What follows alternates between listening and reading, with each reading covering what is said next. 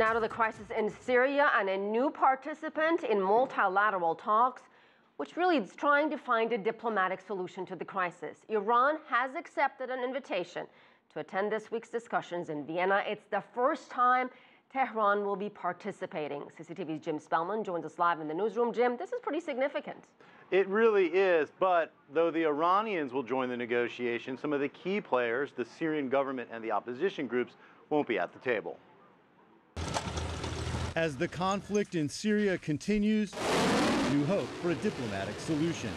For the first time, Iran will join talks with the U.S. and Russia, plus Iraq, Saudi Arabia, Turkey, and others. The negotiations center on what role President Bashar al Assad might play in Syria's future. The U.S. and its coalition partners say they can only accept a short-term transitional role for Assad. Russia and Iran say Assad must be part of the transition, and the Syrian people should choose their leaders. We believe that the solution in Syria is only a political solution. Americans and foreign players in Syria have no choice but to accept the realities in Syria. Mr. Bashar Assad and the Syrian government have the necessary readiness for talks with insurgents who are committed to a political path. Neither those insurgents, the Syrian opposition, nor the Bashar al-Assad-led government are expected to participate in the talks. But that may change if negotiations make progress.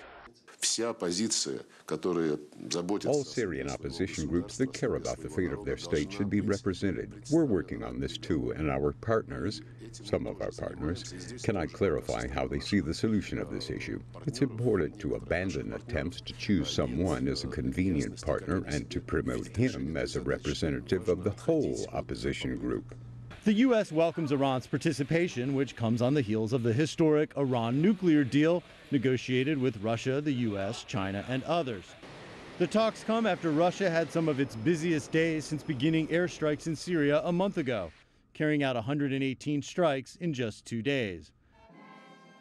And on Wednesday, Russian and Iranian military members were laid to rest after dying in Syria during the ongoing conflict.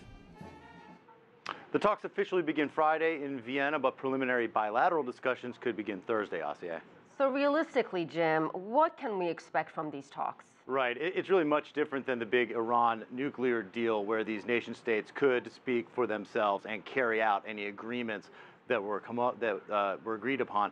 First goal of these talks will be some sort of framework about what happens with President Assad. But the most difficult part of this may be bringing along the opposition. There are factions, what the U.S. refers to as the moderate opposition, but there are also groups like the al-Nusra Front, the al-Qaeda-linked group. It's not clear if there's any way to get groups like that to go along with an agreement. And then, of course, there's ISIL, who most certainly will not go along with anything these negotiators come up with. So this is an important step, having Iran at the table, far from having any type of peace in Syria. All right, Jim Spellman, thank you.